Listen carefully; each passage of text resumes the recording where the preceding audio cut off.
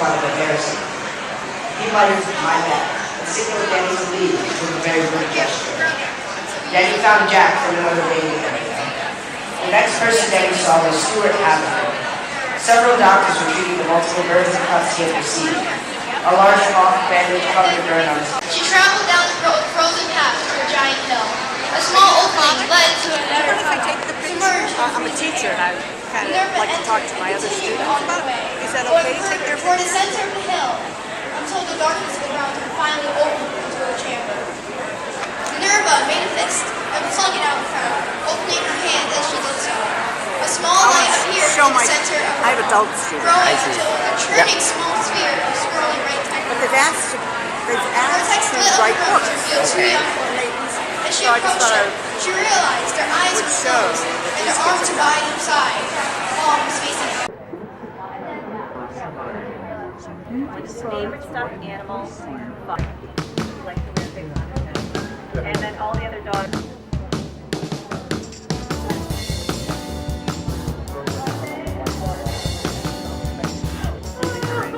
All 10 friends are naked.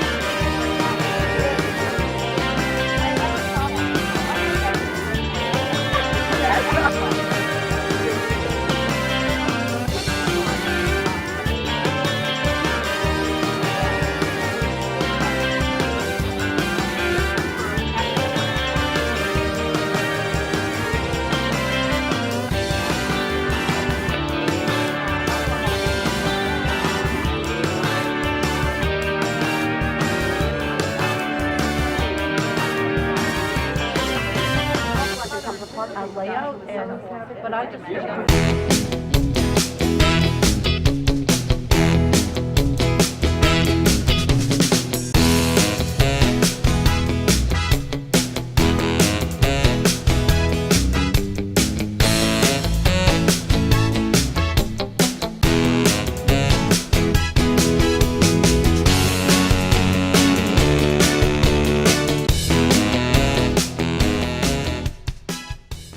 I'm Robin Miller, host of Miller Chat. Today I will be interviewing authors in Shrewsbury on the books they have written, and they will be reading you some excerpts. My first guest is David Lee, and I wanted to thank you very much for coming on. Oh, thanks.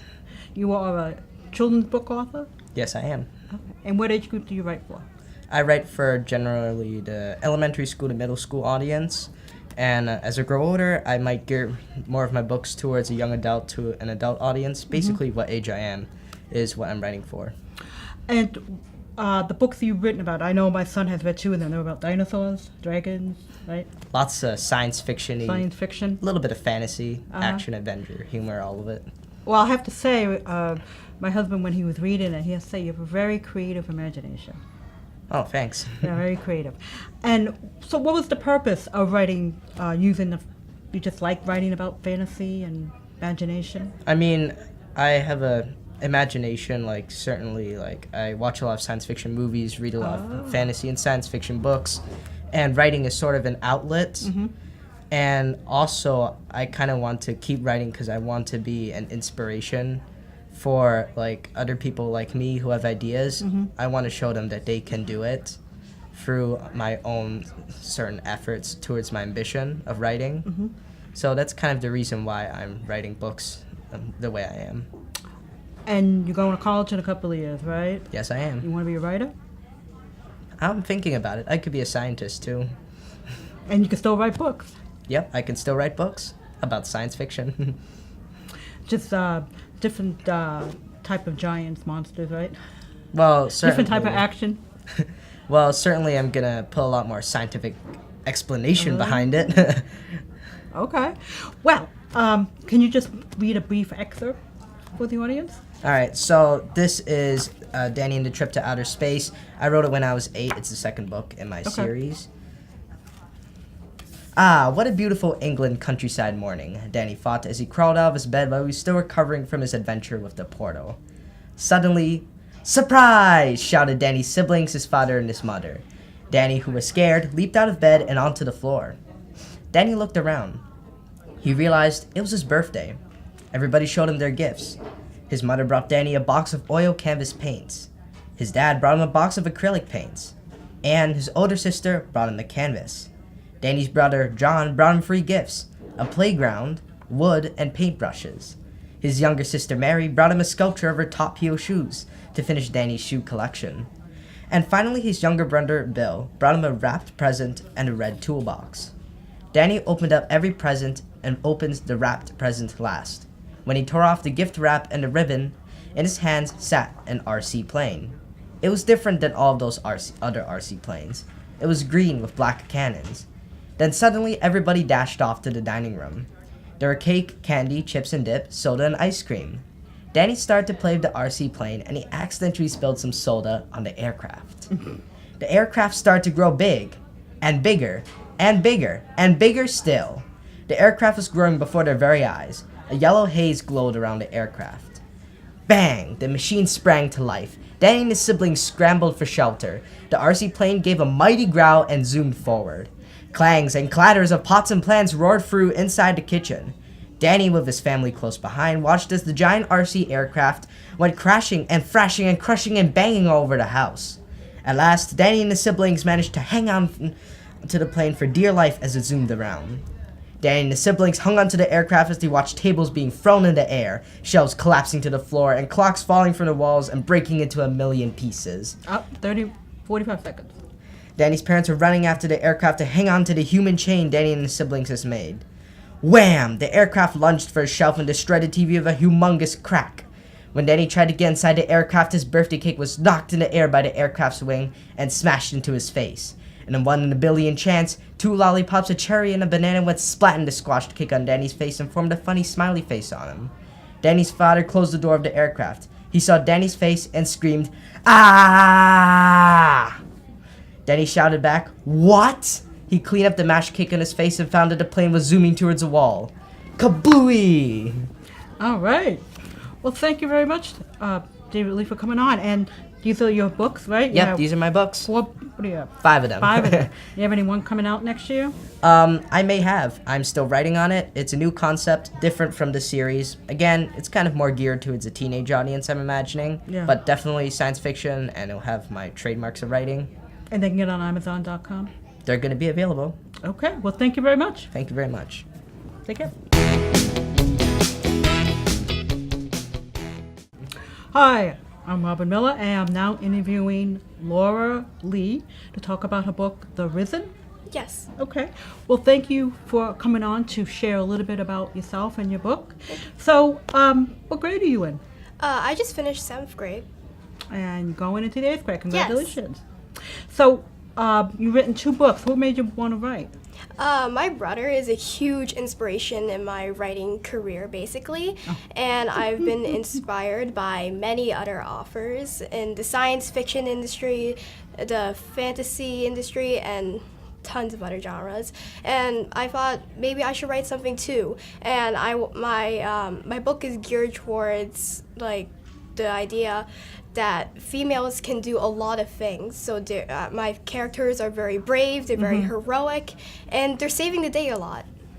All right. So you wrote The Risen and Two Worlds. Yes. Okay. The Risen is my 2nd book in my Two Worlds trilogy. Good for you. Well, the time we have, did you want to read a short clip? Yes. Go ahead. So The Risen is, like I said, it's my 2nd book in the Two Worlds trilogy, and I'll be reading the prologue. Minerva walked down the dark moonlit path, her sneakers padding over the hard earth. Despite the winter chill, she was dressed in a t-shirt and jeans. The cold didn't bother her. It never did. She traveled down the frozen path to a giant hill. A small opening led to another tunnel submerged in freezing air. Minerva entered and continued on her way, going further toward the center of the hill until the darkness around her finally opened into a chamber. Minerva made a fist and flung it out in front of her, opening her hand as she did so. A small light appeared in the center of her palm, growing until it was a churning small sphere with swirling white tendrils. The vortex lit up the room to reveal 2 young women. As she approached them, she realized their eyes were closed and their arms were by their side, palms facing outward. Snaky swirls of white floated in the air, twirling out from their fingertips. They seemed to be frozen in place. Minerva stepped forward and raised both hands. She took several deep breaths and then spoke. Juliana, Pandora, sisters, I wake you. The milky tendrils streamed from her fingers and spread out over the 2 women. Minerva was enveloped in a swirling bright cocoon that expanded until it whirled around the chamber, causing the temperature to drop. Minerva felt a bead of sweat trickle down the side of her face. With a yell, she shrank the magical storm until it only surrounded the 2 women. The energy swirled faster, and the women took a sharp breath and opened their eyes. In a panic, Minerva tried to turn off the steady stream of magic that flowed from her fingertips without success. The women raised their arms and enveloped themselves in their own swirls of magic, blasting it outward. The twisting storm imploded into a tiny white dot that disappeared. A massive shockwave traveled out, blasting Minerva off her feet. She landed on her back. Minerva got to her feet unsteadily and took a tentative step towards the woman. Sisters, she began. The woman on the left held up her hand and glowed faintly. Suddenly, Minerva's feet were stuck to the ground. She struggled to walk while the woman studied her. An intricate silver band was nestled in her hair. Who are you? She asked. You have awakened us from our sleep. I see potential in you, but I do not know if you are a friend or an enemy. Minerva was relieved to find that she could still talk. Juliana, she said. I am Minerva, born with ice magic. I come to free you from your long sleep and fight by your sides as we battle the fiery ones. The other woman, Pandora, scowled. Why should we trust you? A sorceress has betrayed her sister often enough before. Minerva had been expecting one of them to say those words. I would never do that. I am young and have been living in the shadows for years, gaining power. I am ready to fight. If we do accept you, you will face many risks. You cannot back down from any battle that threatens us. Same as for us. Do you understand? Juliana asked. Minerva locked eyes with her. I understand, sister. Juliana held out her hand, and a bolt of bright white energy shot out from her palm. Minerva extended her hand, and the bolt connected, forming a bridge between them. It was Pandora's turn. If you double-cross us even for a second, severe punishment is inevitable. We will hunt you down if you try to run. Do you understand? Minerva switched her gaze to Pandora. I understand, sister. Pandora released her own bolt of energy and connected it to Minerva's utter outstretched palm. Juliana and Pandora spoke as one. So be it. We accept you as our sister. At the word sister, both women closed their fists and the magic transferred to Minerva, becoming two glowing white balls that sizzled with icy power. Minerva brought her hands together and sensed it coursing through her bloodstream. She felt stronger than ever before. She felt invincible. Juliana smiled. Welcome, Minerva. Sister, let's get to work. Wow, that was very nice. Thank you. Well, and when you plan to go to college, you're going to be a writer? Maybe. I'm definitely considering it, though I might also pursue a job in astronomy or the medical field. Good for you. Well, thank you, Laura Lee, for coming Thank you. on. It was nice to meet you. Yeah, you too.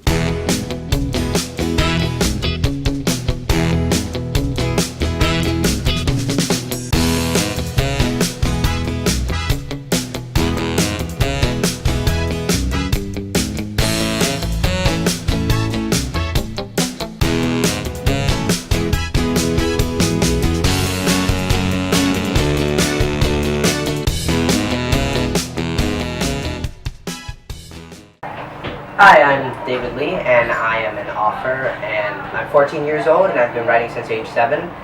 And I write primarily science fiction books for young children, and this will, of course, play a major role in how I talk about how I write action scenes. And so, yeah, I've been writing since age 7. I've written 5 books. I started with the book Danny the Poor of the World, and it started a series, which so far the latest episode is the 5th book, which is titled Danny and the Wrath of the Dinosaurs. And kind of another thing that really will impact how I say this sort of talk about writing action scenes is also my influence. So in terms of influence, I watched a lot of movies, like science fiction movies that are primarily action movies, which kind of influences how I write, because I've watched pretty much all the Avengers movies. And also in terms of books, I really like the books by this guy called Roald Dahl. Have you heard of him? Yeah. And Roald Dahl writes really exciting and crazy adventures that are spectacularly fun to read, even for me and a high schooler. So that's definitely a part into how I write action scenes, and that's kind of why they're all kind of, the action scenes are generally kind of a bit crazy and on the fun side rather than a bit more serious. Hi there. This is a talk on how to write action scenes in books. I'm David. And start off with the basics of an action scene. Every action scene in a story Is this the raffle ticket thing? no, this is not the raffle ticket thing. This is how to write action scenes. So, in terms of the basics of an action scene in a story, an action scene is basically a miniature story into itself. Kind of like in elementary school, when you're in ELA class, you kind of learn about the plot roller coaster. That applies to a story, but in an action scene, it kind of applies to every action scene. Like the action scene has to begin well enough and end well enough on at least a note of resolution, unless of course you are intentionally breaking the rules of it, depending on how you're writing your story and what type of author you are. And also, there's the setup, the setting, sort of like the exposition. You need what's called a set piece, which is basically kind of the place where the action sort of happens. For example, like the Avengers, they use New York City as like a place where the Avengers battle like the aliens. Yep. And maybe like in Transformers, they use a random city to have the robots beating each other up. And in my books, I tend to try to use, again, like a city or like a certain centralized location, like a small location like a subway, or maybe even in my third book I used a sewer tunnel, in order to kind of determine how the action scene will go. And sort of the setting will definitely say a lot about what your action scene is going to talk about, especially if you're doing a cramped location. Obviously, it might be a bit more tense, and the action might be a bit more restrained. And it also depends, of course, on what type of book you're writing about. If you're writing like a war book, a book about war, then your setting is going to be a bit more restrained / realistic than like an outright science fiction novel.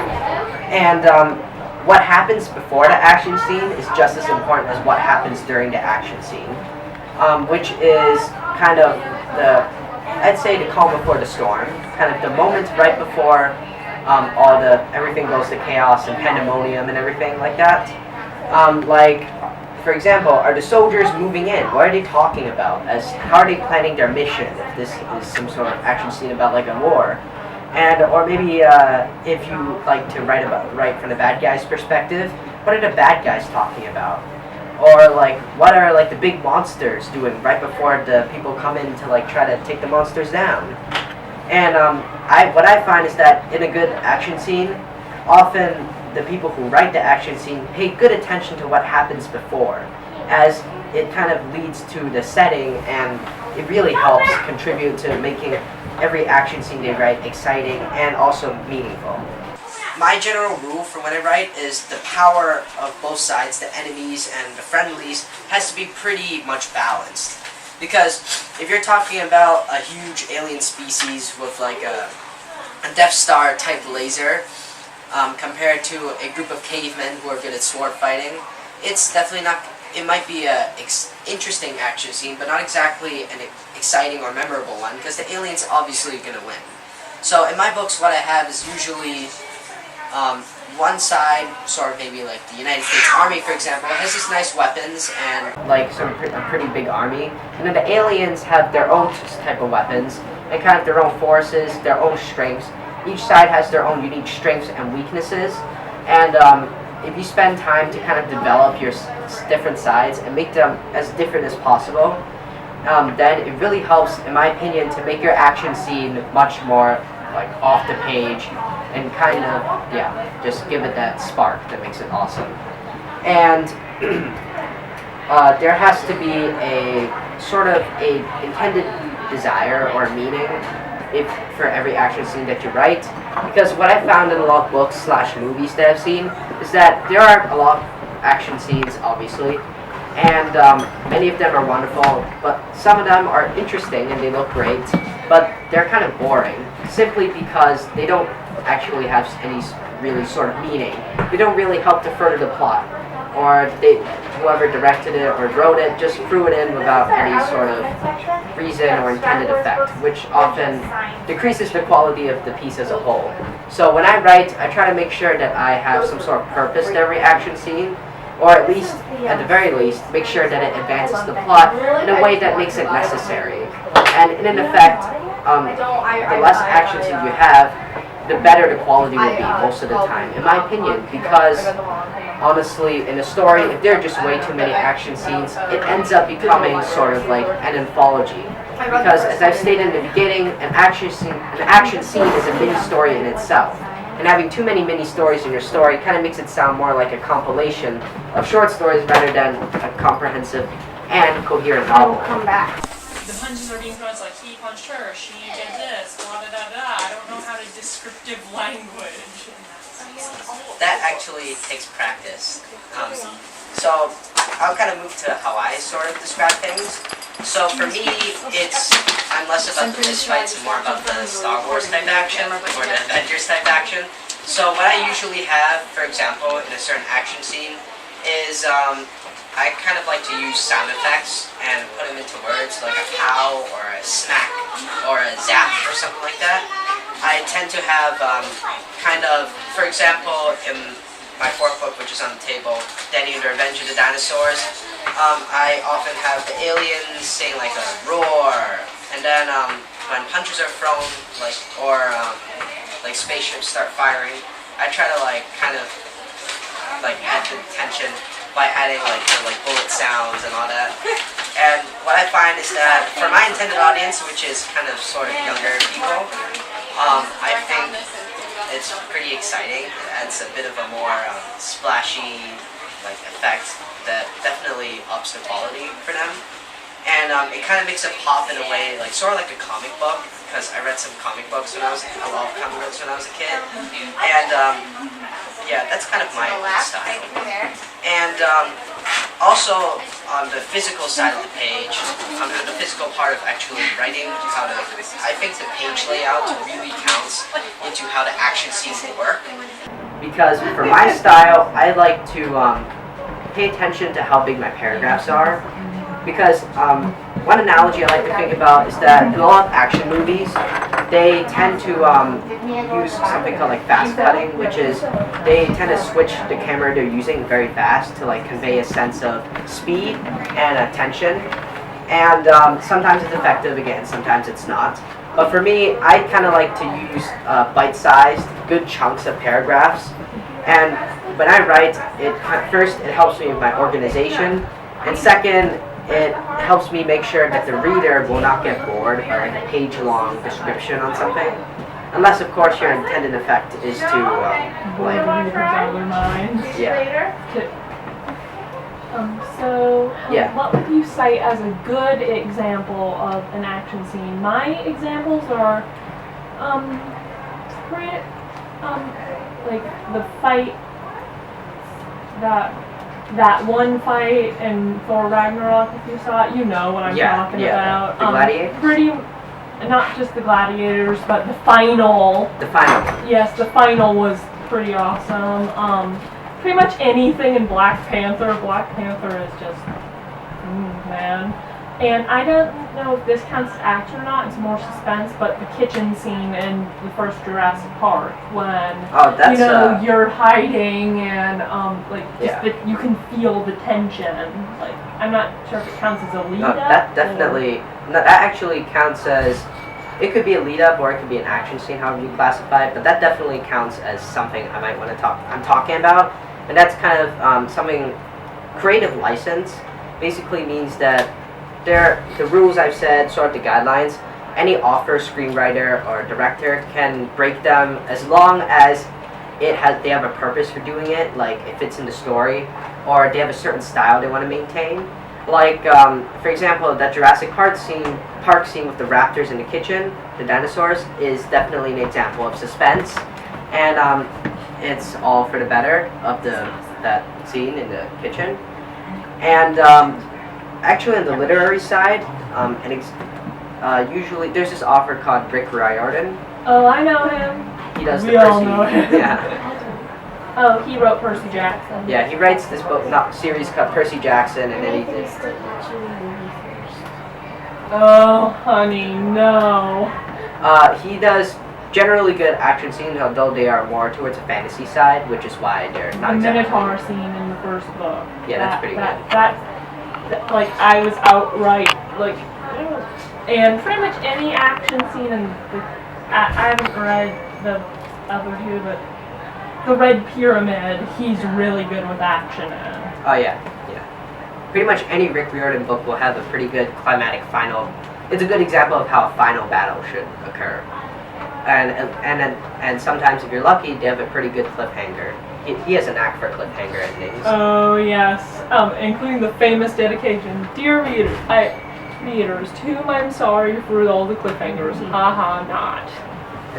And there's another example I like. It's J.K. Rowling's Harry Potter.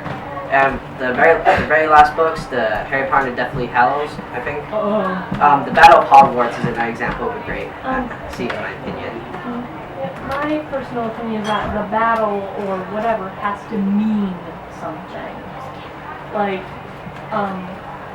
for example, if it, goes down like one of those anime battles where you recruit a new teammate, or if, something has to be at stake for a good action scene, be it your life or the artifact you're after, or heck, even if you're dealing with like mind monsters or whatever, like your sanity, like something has to be at stake. Yep. In my opinion.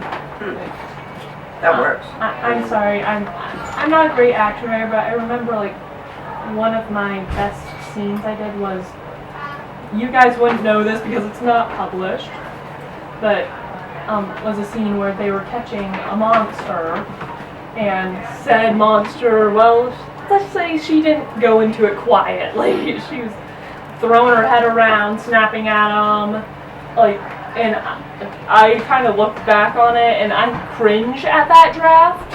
I cringe at it so hard. But I'll reread it, and I'm like, this is some good stuff. Like, how did I do this?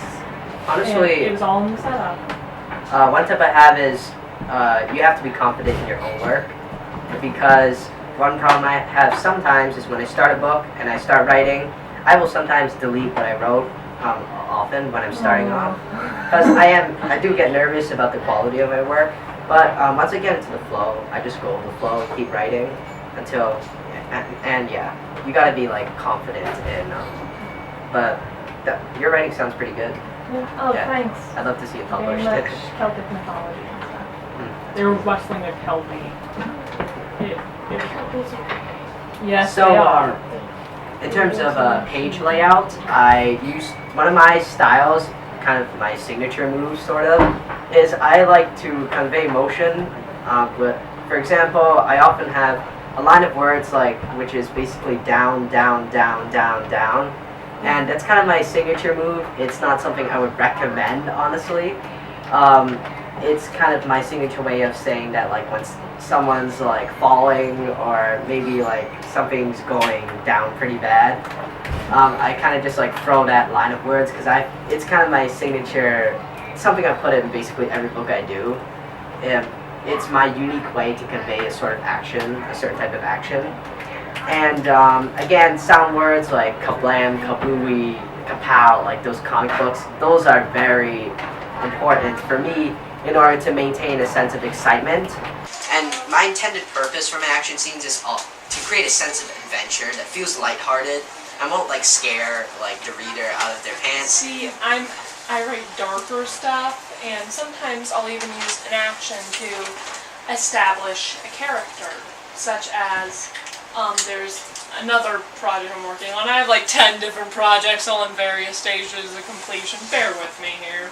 In which a character who's naive, has basically never been outside before, is being chased down by these monsters, and this gal comes out of nowhere. She's an important character, so it was establishing how she got there in the first place, and basically takes them down in one swing, basically to show just how that this lady could, to establish that tension. Tension is so important in scenes like these, that this is a girl, this is a Shakti, that's her name, is not to be trifled with, and you don't know if she's a friend or a foe yet. It's supposed to show that the way morality swings in this world, and that it's tough out there. I'm sorry. Oh, no. But you can show who stays behind and gets in front of their friends, who's the one who just charges into it, like Thor or something, and who's the one who basically tries to avoid it as much as possible, like the runner, I call that character. I'm sorry, did I take it over? I think I did. No, that was...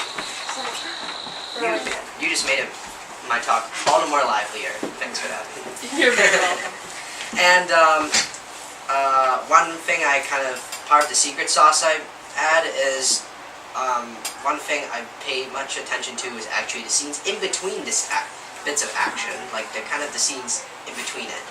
And what I think is very important is that you have to make those scenes kind of meaningful as well. And you can't just stress the action scenes over what's in between, because then the reader will be thinking oh, it's just another boring bit of dialogue. All I want is to see monsters. What's the story? What's the story? I've read books like those. I'm just is there a plot here, or is this just people punching each other? Yeah. Yes, I've seen a lot of movies like that too. They're not that great. Oh man. Yeah. The Percy Jackson movie much? I watched them because I have never read Honey. I also watched the second, so read the books. I need to. Trust me, they'll blow your mind. Yes, I do include dialogue, but I often try to make it kind of spunky and a bit funny. And I also try to introduce new set pieces, but not exactly action. More of a set piece for drama, or at least a conversation that's important to the keeping the book going.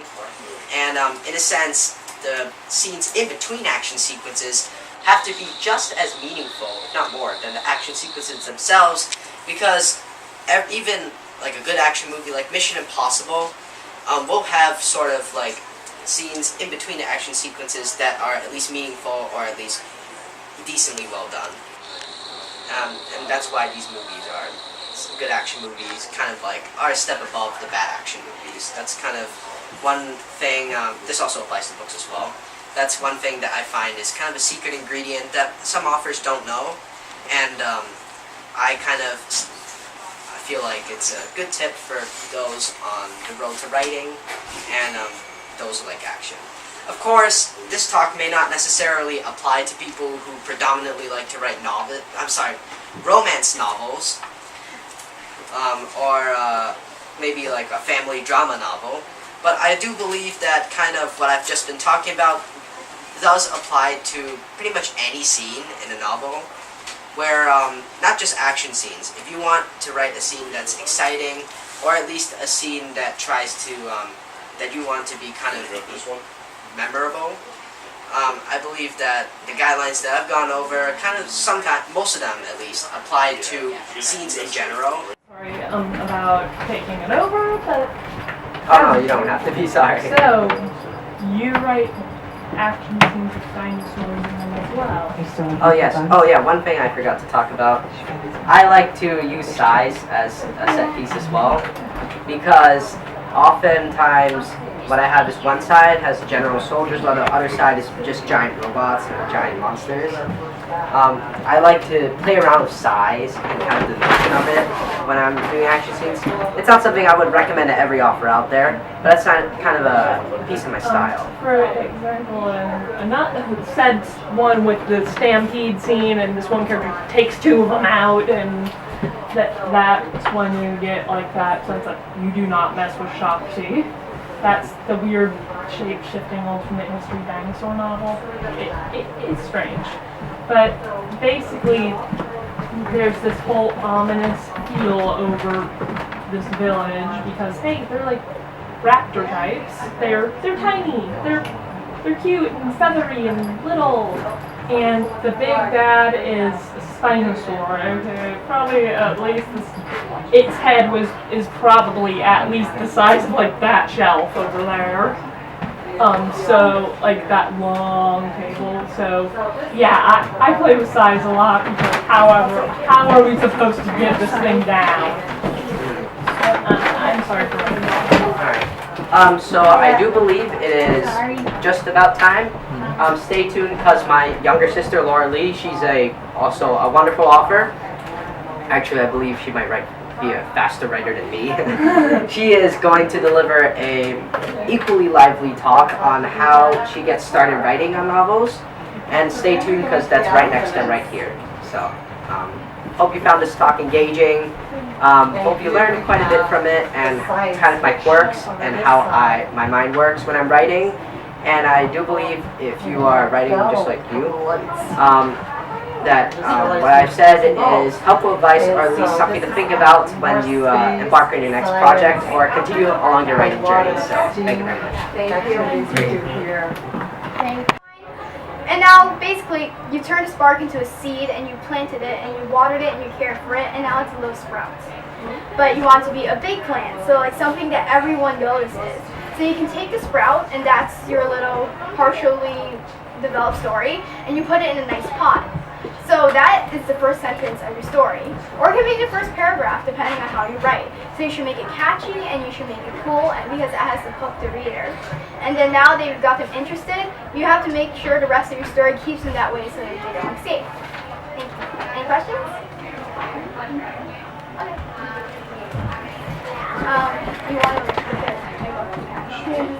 to look at sure. Fantasy, right? Is that what kind of books do you do? I do fantasy, adventure, young adult novels.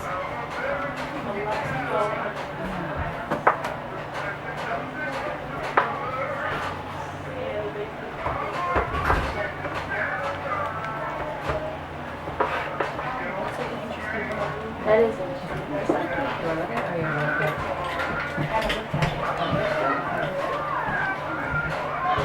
Is the series. Is this the first one? Yes, I'm writing a trilogy, so I have the second. I've already completed the second, so it's published and everything. And the third one is in the editing process, so it's finished, but it's not quite finished.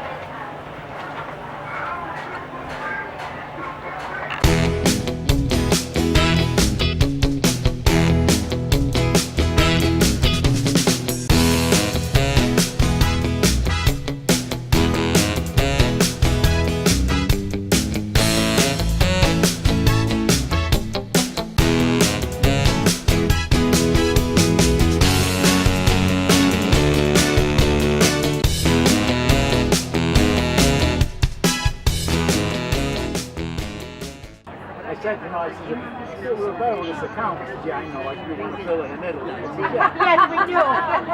Yeah, I'm not licensed there yet. No, thank you.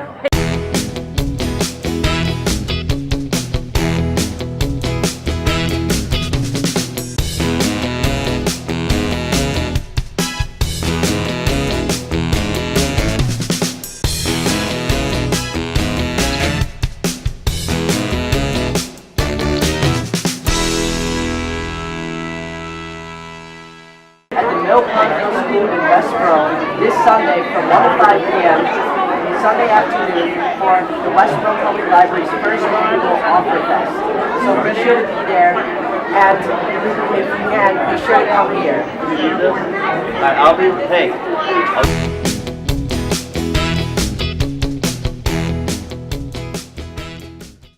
Hi, I'm David Lee, and I'm here with Clifford the Big Red Dog. And I'm at Florida School at the Floral Fun Fair, and this ends at 3 p.m., so don't miss out. And I'm also going to be at the Mill Pond Middle School in Westboro this Sunday from 1 to 5 p.m. Sunday afternoon for the Westboro Public Library's first annual Offer Fest. So be sure to be there, and if you can, be sure to come here. Hi, it's Laura. Right now we're at Florida Street School, the Floral Fun Fair. It's 10 to 5. Come join me and my brother who will be selling our books. And this is Clifford. And if you can't come join us, that's fine, because tomorrow we're having another event. It's Westboro Public Library's first annual Offer Fest at Mill Pond Middle School, 1 p.m. to 5 p.m. So come stop by, give us a wave, see how I hear guys and books.